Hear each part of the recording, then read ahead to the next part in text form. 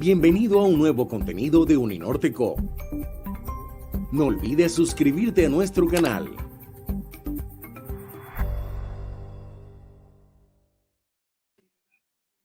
Good morning. On behalf of the fifth version of Cátedra Global, we want to give you a warm welcome to the event Oportunidades de Estudio University of South Florida.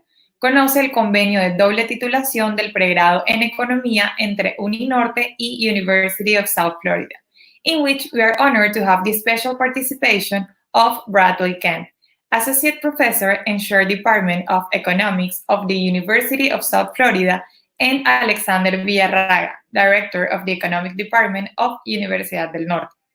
Please remember to subscribe on our YouTube channel, Uninorte Academic, to keep up with the Cátedra Global. Professor Villarraga, welcome to the event. Good morning, everybody. Welcome to this conversation. Welcome, Dr. Brad Kemp, Chair of the Economics Department at USF, and Natalia Zapata from International Mobility at Universidad del Norte. Welcome to Uninorte students from the Economics Department, and welcome to professors and all of you connected to this Cátedra Global Estados Unidos event. For me, it's a pleasure to share with you the double degree agreement in economics between the University of South Florida and Universidad del Norte. We took the first steps in this process in 2018. I remember Dr. Khan visited Uninorte in August that year, and probably some of the students present during the visit, during that visit, are here today looking forward to information about this agreement. I want to thank you, Dr. Camp, and all people in USF and Universidad del Norte who contributed to making this agreement a reality today. Among them, a special recognition to the Dean of División de Humanidades y Ciencias Sociales, Alberto Mario de Castro at Universidad del Norte. Now, Dr. Camp will share information about the Economics Department at USF and the degree options in economics for students at Uninorte and the academic requirements they must fulfill. After that, we will respond to questions from the audience. Welcome, Dr. Camp. Oh, thank you, Alexander. Good morning, everyone. I think we'll go forward by just discussing what the program is going to be, and then we'll talk about what's going on at USF Economics as far as what the faculty is doing and things such as that. So the agreement we have with Uninorte is that we have, you have the option of one of two programs, a Bachelor of Arts in Economics or a Bachelor of Science in Quantitative Economics and Econometrics. They both require the same amount of credit hours. So they require 30 credit hours, which is 10 classes at USF. Most our classes are considered 3 credit hours. So it's quite possible to do it 5 classes in the fall semester, 5 classes in the spring semester, and then you would finish up with where you need to be from USF. Of these 10 credit hours, or these 10 classes, I'm sorry, you have to take a couple of English classes, English composition classes, regardless of the major, if you choose either the QEE or the EQE, or the BA. Then you also have to take a high impact practice class and a natural science class. So 4 of your 10 classes will be outside of economics during the program. Okay. The rest of the classes will be inside of economics. And of course, part of the agreement with Uninorte is they want you to take 2 graduate level courses at USF. So you can take those either both in the spring semester, or you can split them up in the fall semester, one in the fall and one in the spring. Okay. The main difference between the BA and the BS is that the BA degree, you'll have more freedom in what electives you want to take. All right. So really in the BA degree, you have the option to take pretty much any of our upper division electives that you haven't already taken at Uninorte. So it works out pretty well. So really the important thing for the BA degree is, of course, the 2 graduate courses, but then the other 4 economics courses can be pretty much electives from any of our undergrad courses you haven't had before. So there's a lot of freedom in the Bachelor of Arts degree. Okay. The Bachelor of Science degree is a little more restrictive because we have some required courses in that degree that aren't required for our undergraduate majors. So for the BA degree. So the main thing you have to do is there are two advanced elective courses that you have to take. And the advanced elective courses are two of the following three. One of them is called Advanced Price Theory. That's our second semester of micro. If you've taken micro 3 at Uninorte, you're not eligible to take that one. The other two are Advanced Macro Theory and Forecasting. And since I don't believe either of those are offered at Uninorte, those are available for you. And again, you have to take two graduate electives, graduate courses. We recommend for the QEE degree that you take Mathematical Economics 2 as one of your two graduate courses, and then another graduate course, whatever you take. But if you've already taken enough mathematics, then maybe you can take a different graduate course. So the main difference is, again, you still have to take the two composition courses, the two English courses. You have to take the two other courses outside. The main difference is two of your electives really aren't free. They have to be of either the Advanced Micro, the Advanced Macro, or the Forecasting class. These courses are offered such where if you take them in sequence, you'll be able to complete it in a year. So each of these necessary courses are offered at least once a year. The Advanced Micro is offered twice a year. So it's still possible to complete your program in 5 courses in the fall, 5 courses in the spring. Okay. So that's really what's the process of the actual programs themselves. We'll work with you to see what you've taken at Uninorte to make sure that we're not having you take the same courses over and over again. And we'll set up the program that best fits you. You can only do one of these degrees. You can't you can't do both. So you can't get it both in a bachelor's and a bachelor's of arts and a bachelor's of science. So you have to make your decision when you come up which one you want to do. Okay. So that's the program. Now, as far as what we have at the department, let's talk a little bit about USF, the economics department. These classes that you'll be taking is located on our Tampa campus. So we have 3 different campuses at USF where we offer instruction. We have Tampa, Sarasota, and St. Petersburg. We have faculty across all 3 campuses, but the courses that you're going to be taking are all going to be offered at the Tampa campus. Right? So you'll be based in Tampa. Across our 3 campuses, we have 13 tenure track faculty and 5 instructors. We're primarily, for research standpoint, we're primarily an applied department, meaning that almost all of our research work involves data. We have a couple fields where we have clusters of faculty working. So, for example, in labor economics, well, health economics is probably, our 2 specialties really are, in the broadest sense, would be considered health economics and labor economics. But health and labor, we both are looking at developing areas. So we also really have a pretty strong presence in development. A lot of faculty have worked in data with African data. We have 2 or 3 faculty that work with Brazilian data. So even though we're looking at labor issues, health issues, gender issues, you could really think of us as also having a fairly strong thing with economic development. So if we wanted to look at the number of faculty, we've got 7 faculty across the campuses who have published in papers in health, what would be considered health economics in the past few years. Health is probably our biggest footprint at USF. We've got, 6 faculty who have published in development, the development field, or have worked with data from developing countries, China, Brazil, some of the African countries. We have 4 people that have done what we would consider pure labor, in the sense they've looked at personnel economics, they've looked at how insurance availability influences labor market decisions. And again, a lot of these are the same people working across these fields. A lot of these things have to deal with, for example, we look at insurance, which is a labor issue. It's also an industrial organization issue. But then you see how insurance affects even education decisions. So one of the papers that one of our faculty has published recently, looked at how health insurance that covers reproductive issues later for older women actually influences women's career choice. So it's not really a pure labor or a pure whatever. It's a wide variety of issues that our faculty look at and explore. Once again, we're primarily using data. So we do have a theorist who does pure theory, but he's also done a health paper with using data. So that's really kind of the research focus of the department. We also have people doing industrial organization. We have our theorist does game theory. The macro focus in our department is primarily on growth. One of our macroeconomists is from Brazil. He's done some work with looking at how how public investments affected growth in Brazil. So there are other macroeconomists that was pretty much focused on growth.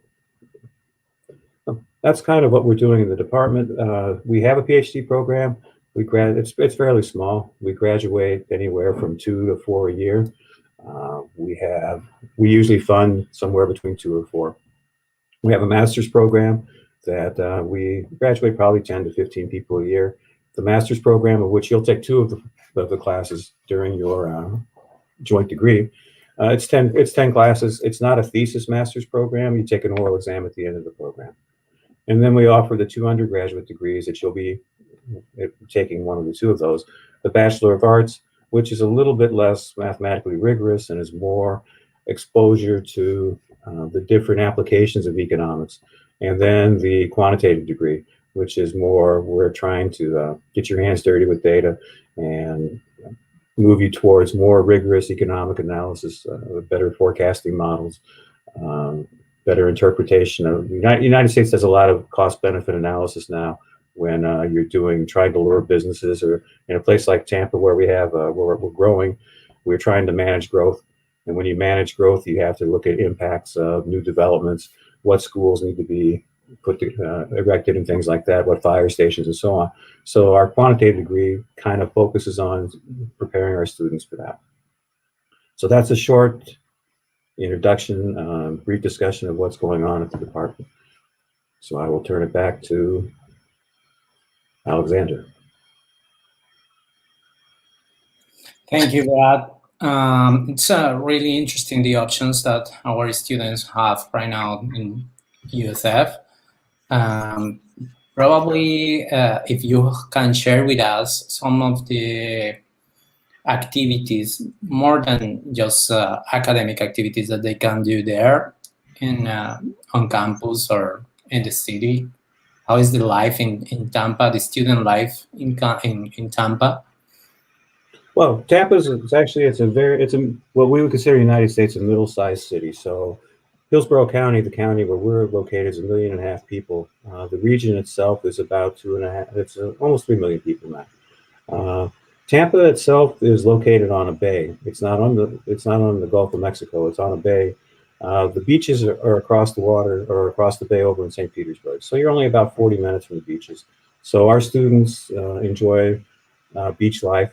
The weather here in Tampa is similar to what you have in Barranquilla. It doesn't really get cold. It's not quite as warm in the summer. Well, it's pretty similar. I mean, so it's not going to be a weather shock for you if you come to Tampa. It's a growing city. Tampa's actually a fairly young city for Florida. So there are a lot of younger people that are staying in Tampa. So the social life in Tampa is actually pretty nice for the students. Now, the university is a little bit away. We're about 8 miles from downtown, where a lot of the really big activity is. But we have a pretty large, well, before the virus, we had a pretty large number of students on campus. We anticipate that they'll be coming back in the fall. So we have quite a few dorms on campus. We even have a grocery store on campus. So the campus is pretty inclusive. You really wouldn't need to leave the campus if you didn't want to. There are some places to go within walking distance of the university, but the really fun parts of Tampa, we're probably going to need to take an Uber or a car or something to get to. And then, of course, we want to get to the beach. That's, again, it's about 40 minutes away. If you like outdoor activities, the university is very, Tampa, you can do things outside all year round. The university has really nice athletic facilities. They have a nice gym. They have running track. They have all kinds of treadmills, pools, and things like that. You can swim pretty much all year round outside in Tampa. Maybe a little bit. You have to go inside for a little bit in the summer, in the wintertime. If you like, to play tennis, if you like if you like golfing, any outdoor activity like that, we have great bike trails in Tampa. So if you like to bike, the university is located very close to a bike trail. About a mile and a half from the university is a park that the university is affiliated with. So if you'd like to canoe down a river, see alligators up close and personal, you can do that. So a lot of outdoor activities if you're interested in those kind of things. And except for maybe, the first month of the semester in September where it's pretty hot, during the time you would be here from September or late August until early May, that's really, you can be outdoors pretty much all the time. It seems our students are going to have a lot of distractions there. Oh, yes. Very good. Brad, it will be interesting to share with the students the tuition and fees structure that you have in the United States and the possibility for Uninorte students to get in-state tuitions or out-of-state tuitions. I think it's interesting for students. Right. There is another thing that will go into greater details of that, another virtual event today. It's at 16:30 to 17:30, and that's where the people that are really in charge of these things will talk in great detail. But I can get you started in case you don't want to watch that. We will have the possibility for the students from Uninorte to pay in-state tuition rather than out-of-state tuition. To do that, we need to get we have a program at USF called Latin and Caribbean Tuition Waiver. And to get that, you need a small scholarship, which, if I'm not mistaken, the international office has agreed to fund these the first year. If you get that small scholarship, then you can pay in-state tuition, which lowers it down.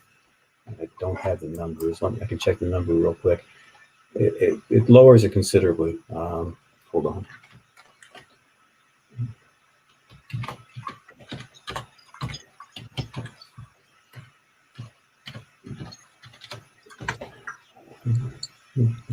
So the program is 30 hours.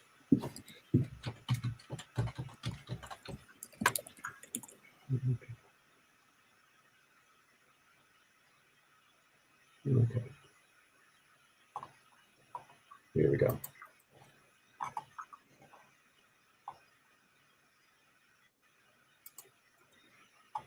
Okay. So the tuition for in-state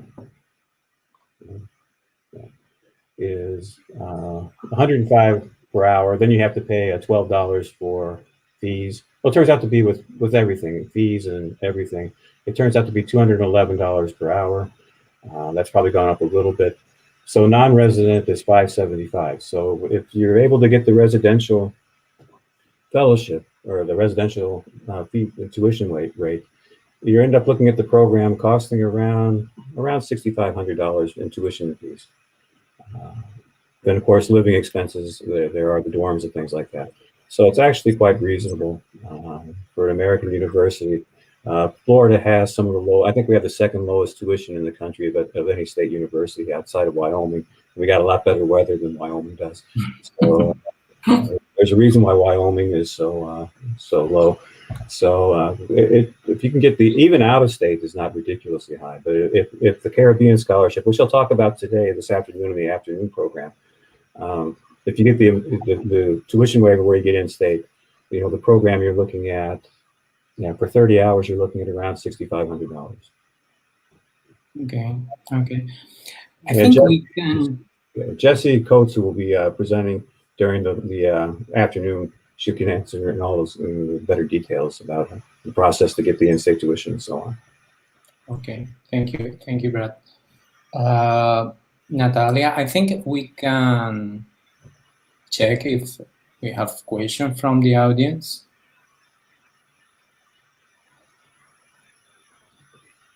Natalia? Well, hello again. Yeah, maybe we can continue. So far, we don't have any further questions, but maybe we can continue explaining to students how they can apply to this program, because they have to do it first with Uninorte. Okay. Okay, so first of all, the students will have to apply with Uninorte during the specific times. It has to be a year before the date that you're starting this mobility, this dual degree with USF. So basically, the documents are very easy. You have to present them to us, and you can find all this information on our website. I'm gonna leave the website on the comments so you can guys check it out. And if you have any further questions regarding the procedure, we can continue with those.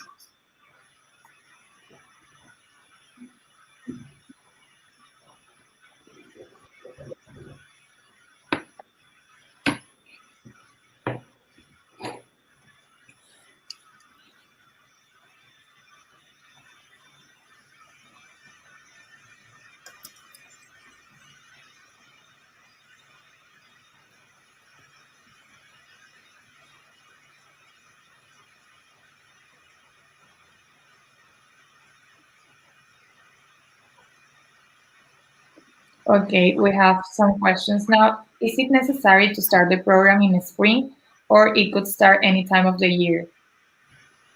Mr. Kemp?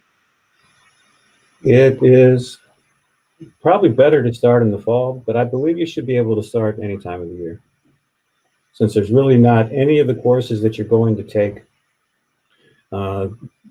since you already have a lot of our, half of the sequence, you don't have to worry about taking a 2-course sequence.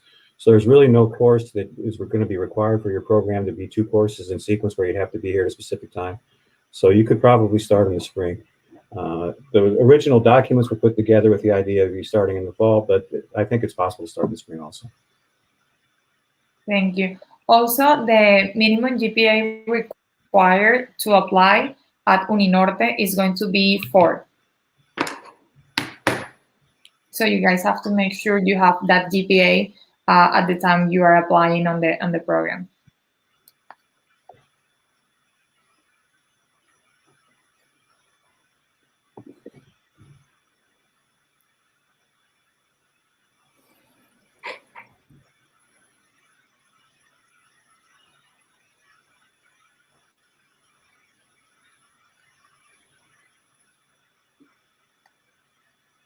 Natalia, are you gonna show some information on the screen now? No, okay, so the application, if the students are going to start on spring, they would have to do it the fall before. And if they're going to start their dual degree on fall, they have to do it on the spring before. So it's always gonna be 6 months before the start date. Okay, point that is important for the students who apply to this option with the USF. The courses that are there, they are gonna take on masters. They have to get a grade of 2.5/4. And they are not going to present any kind of thesis or capstone project or something like that, right? They don't have that requirement. They're just going to take courses, and they have to get a minimum of grade on those courses that are from the Bachelor, the Economics Bachelor program. The grade is 2.0, but those courses from the master's program, they have to get a 2.5 grade/4, right? Yeah, that's correct.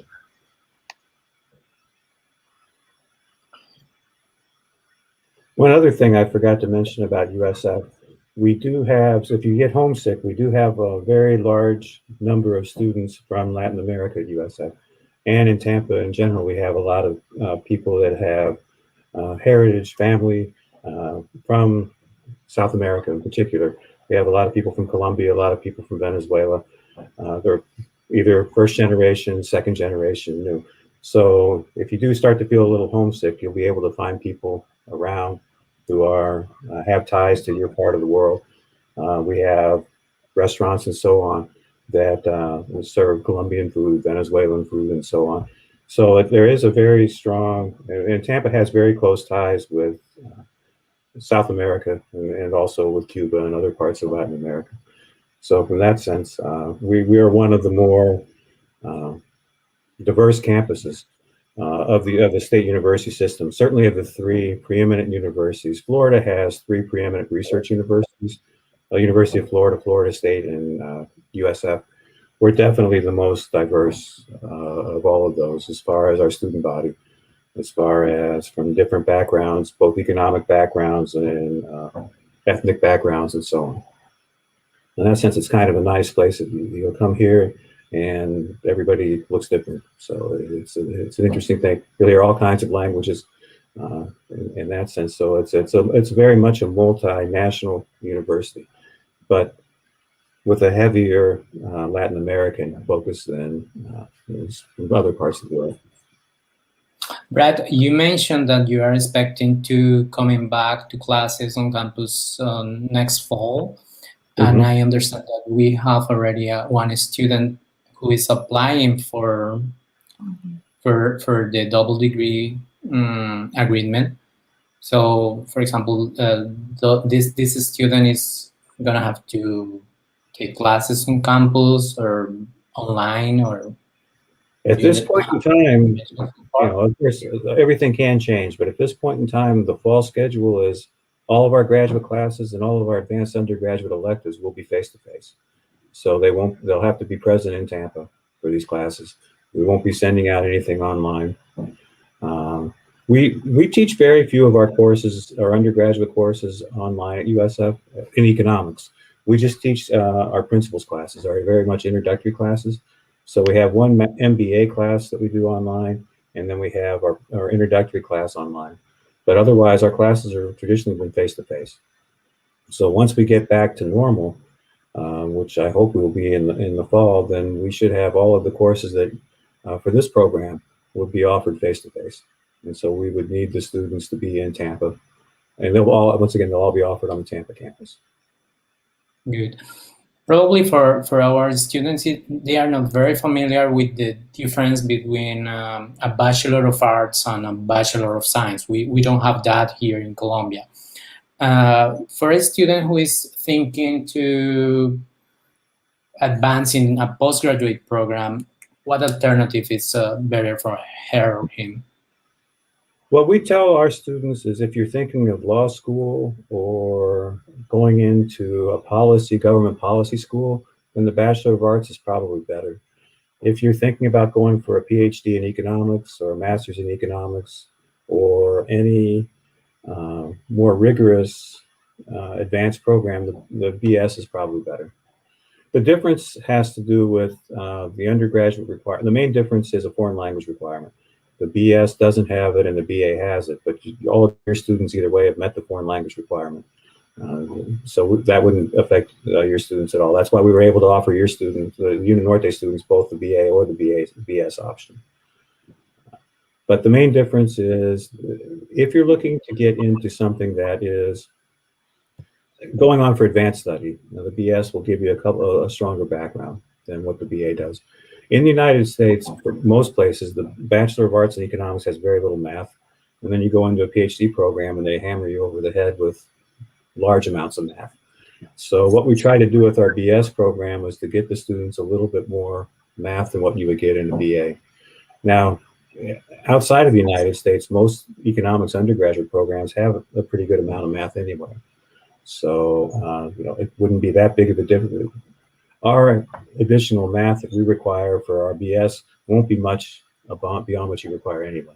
So, but in the United States, it's typical that the BA really doesn't have much math at all. So in that case, it's really best if you're going to pursue a graduate degree in economics, it's best to have a BS. And indicate that the student goes for the Bachelor of Science. Mm-hmm. It has an advantage in terms of if he or she decide to go to the master degree, to complete the master degree. those courses that he or she took during the bachelor degree, they are part of the master program. I mean, they don't have to repeat those courses, right? They don't have to repeat those courses, but they'll still have to take, our master's program is 30 hours also. So they'll still have to take 30 hours. So if they take the two, so suppose they take the first micro class and the first macro class, they won't have to take those. They can take 2 other electives in their master's program. Okay. But we can't count a course towards 2 degrees. So whatever they take to complete their Uninorte BS or Uninorte USF bachelor's degree, they won't be able to take that for their master's degree, but they'll have to take 2 additional classes in the program. Okay. Okay. And of course, they can take the PhD level classes. They can take outside of the economics department if they're interested in finance, or if they're interested in a public policy class or something like that, materials or whatever. So, but yeah, they won't count towards their master's degree. Okay. I don't know if we have questions from the audience or maybe Yes, students. we have questions. One student is asking, is it easier to obtain a work visa in the USA after the bachelor's degree? Well, in the United States, you get what they call OPT, optional practical training, and you get 1 year of that with a bachelor's degree. We're in the process, but we're not there yet. At this point in time, both of our bachelor's degrees only come with a 1 year OPT. All right, and that's, so then the question is, after that year, will the company that you work for be willing to sponsor you? You have to be sponsored for a visa by the place you're working if you want to get a visa. So the OPT is pretty much guaranteed, I think. So you'll get at least a year in the United States to get practical training. And then depending on how you do, we've had students, undergraduate students, that, you know, quite a few of them, because we have, in the economics department, we have, I believe, the largest number of international majors in the College of Arts and Sciences. And so we've had quite a few that have stayed in the United States and have gotten their visas after their OPT. We've had people at accounting, you know, at consulting firms and so on. And of course, if you stay on with your master's, then you can stay on the student visa and so on. But the 1 year OPT is not technically a visa, but it gives you the right to work in the United States for a year. That was a good question. Do we have more? Yes. Also, students are asking, what is the TOEFL score required? It's going to be 80 points. It's going to be 80 points. You have to score 80 points on the TOEFL to apply and to be admitted. Also, the students are asking for further instructions and requirements to apply. Yes, all this information is going to be on the website, and we're going to have, we invite all economic students to check it out on the website, and we're going to have another info session explaining furthermore these instructions. Okay, in the just for brief information about those topics, we have a requirement in terms of TOEFL grade. You have to take the TOEFL and get at least 79, or if you take IELTS, you have to get 6.5. Also, you have to have a 3.5 GPA at Uninorte, and you have to complete 112 credits in Uninorte to apply for a year in the USF. All the courses that you can have equivalence courses in Uninorte that you took in Uninorte, and we have equivalence in USF. You can check that all that information. It's a long list of courses there with Adriana Mercado in the economics department, and also in the mobility office. But in short, we have that requirement: 79 points in TOEFL or 6.5 in IELTS 3.5 GPA at Uninorte have 112 credits in Uninorte.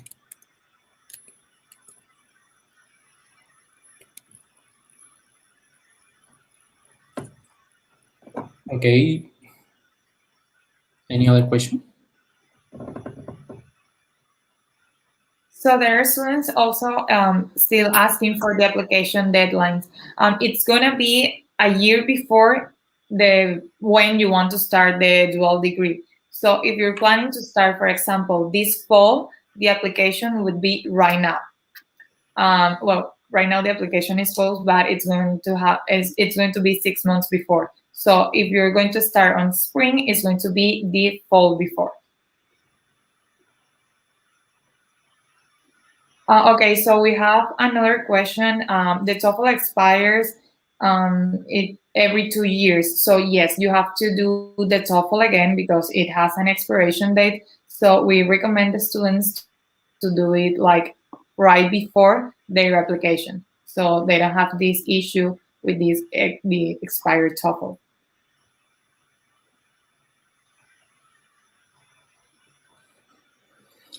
Brad, can you share with us what usually do the economists from USF? Where do they go for working, for example, or what about the profile of a student or a person with a degree in economics from USF? Sure. Of the BS majors, we graduate about 50 of those a year. About a third of those go on to graduate school and other programs. Most of those students end up in some type of consulting, working with data kind of jobs. We have a lot to go to county and county governments. We've had people go there, research centers. Here in Tampa, we have a big financial center, Raymond James. We've had people go there. We've had students go to the larger accounting firms that have consulting departments, like KPMG, PricewaterhouseCoopers, those kind of places.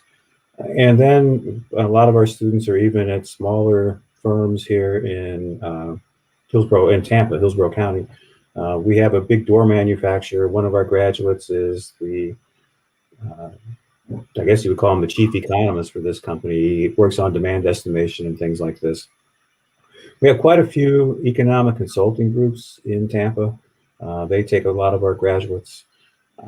Our Bachelor of Arts students, we graduate a little more than 100 of those every year. A good number of those, probably 20%, go on to law school. And then they also work we have a lot of students that end up in the banking and finance industry. Banking and finance is a pretty big employer here in this part of the state of Florida. A lot of people go over to Orlando and work for Universal or work for Disney in their, not the marketing groups, but the analysis groups. So, they do pricing analysis for, demand forecasting, those kinds of things. Most of our students stay in the state, but we have sent some students up to New York to do investment banking and things such as that. And then, of course, a large fraction of our students, we graduate probably 25, 30 students a year international. Most of them stay here for their OPT. And then I know of at least 15 or 20 in the past few years that have stayed in the United States permanently and got their visa and are continuing to work. So it's pretty much into, I would consider what our students do is analysis, analyzing data, and then getting into the banking. And of course, in Florida, with our growth that we're having with population and stuff, a lot of our graduates get into property development, real estate, and things like that. Yeah, thank you. I think we have a couple of questions there. Yes, the students are asking for the engineers. Yes, all engineers can apply to do a dual degree with USF. And also, they're asking if they start their application right now, could they start their program by 2022, the next year. Yes, you're gonna have to start your application right now, prepare all the files, and you're gonna have to submit that application by August this year. Excuse me, Natalia, what does it mean all engineers can apply? All the engineers programs for the dual degree with USF. Right now, it's just for economics. Yeah, but they also have the dual degree program. Oh, got it. I got it. Okay. They can't apply to our department, but they can apply to the engineers. Yeah, but they can apply with engineers. Yeah. Or if the student is doing a double degree program in Uninorte with, for example, Ingeniería Industrial and Economics, and if he or she took all the 112 credits from the economics department, she or he can also apply for the economics degree in USF. Good. Brad, Carolina Fuentes, tuition fees question. What's that? Information about tuition fees, I guess. They can find that on the USF website. It'll have all of that, what the tuition fees are. So the main thing is if we're able to get this Latin American scholarship, that gives us a fee waiver, Latin American Caribbean tuition waiver. That reduces your tuition and fees from out of state to in-state. In Florida, they have two different tiers of tuition. One is for Florida residents. So these are people that are legal residents of the state of Florida. And so you'd have to be a U.S. citizen or a permanent resident for that and reside in Florida. And that's called in-state tuition. And then we have out-of-state tuition, which is significantly higher. That's for people that are legal residents of other states of the United States or are international students. Under this one program that we have for Latin and Caribbean scholars, people from certain countries can qualify for in-state tuition even if they don't have permanent residency. So that's what this LAC Foundation is. And again, Jesse Coates is going to describe that in great details at the meeting this afternoon. There's another one of these this afternoon, I think, for Uninorte in general. Thank you, Brad. We have another question here. Samuel De Castro, he said, do international business students can apply? I think it's the same answer for engineers, right? If they are doing a double degree program in Uninorte? No, with international business, we don't have a dual degree program. We have it for business administration students. So right now, international business cannot apply to do a dual degree. You can apply to do an academic exchange with USF. But if, for example, international business student is doing economics in Uninorte, yeah, is it possible? In that way, it is possible. Okay. It is possible that he can apply if he's doing the dual program with economics and international business at Uninorte. So Samuel, you must consider to do the double degree program with economics in Uninorte, and then you can apply for the program at USF. We have another question here, Juan Jose. Do we have time for that? Yeah, I think. Yeah. In my case, even though I have the score required in the IELTS and I am going to apply in 1 year and a half, I have to repeat it. And also, can I make the progress for making the IELTS with Uninorte? Okay, so you're gonna have to verify if the IELTS have an expiration date as the TOEFL, because I know the TOEFL is gonna be 2 years. The IELTS may have a different expiration date, so you have to verify that. And if it is not expired, you can use it. And with making the IELTS here at Uninorte, you're gonna have to contact the Instituto de Idiomas to make sure you can take the test here at Uninorte. Okay. We have another question? No, so far. Another question for you, Brad. You said one of the the main areas in research is health economics, right? Yes, that's correct. So what can our students find there in that area, and what possibilities will they have in terms of labor opportunities? Where can I go for work? Okay, well, a few different places. In the United States, we have pretty complicated insurance markets. So one of our health economists really looks at insurance choices and how tweaks in our insurance markets affect health outcomes, as well as affecting participation and things such as that. So we do have medical opportunities in the insurance markets, and what they're called HMOs. They hire some of our students to work in those kinds of things. The federal government hires a good deal of people that are working in health economics. The CDC, Center for Disease Control, has one of our alumni working there. We have people with some of the bigger insurance companies like Aetna and places like that. The other part of health economics is they're looking at what the NGOs are doing over in developing countries, primarily in Africa, looking at the effects of what the NGOs have done with malaria treatment and treating mosquito nets and things like that. So there's always the option to go to work for an NGO, particularly if you'd like to do international travel and things like that. We had one of our master's students, between her bachelor's and her master's, worked in Africa, sub-Saharan Africa, for an NGO, doing those kinds of things, gathering data and so on. Interesting. So there are those options available. You know, there are a lot of data being gathered, and usually they like to have people that know how to analyze that data and even how to gather that data. So it's not uncommon for economists to get involved with those types, particularly with the bachelor's in economics, to get involved with those types of things. Okay, thank you, Brad. I think we don't have more questions from the audience.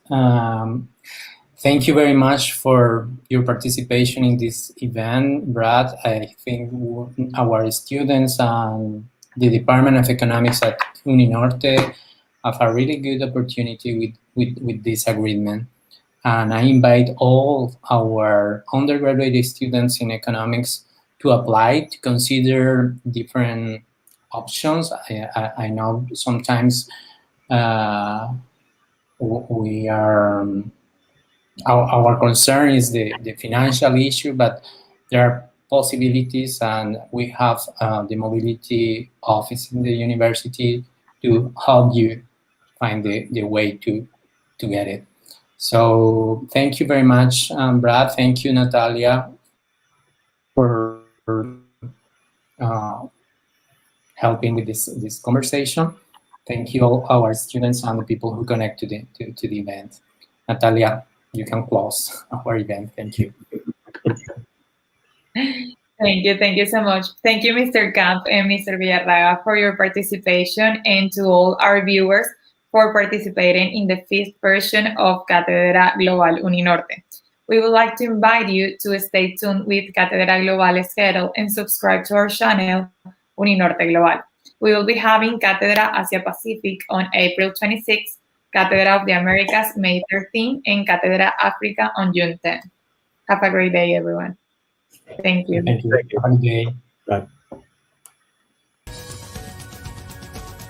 Los siguientes contenidos de Uninorte Co te pueden interesar. No olvides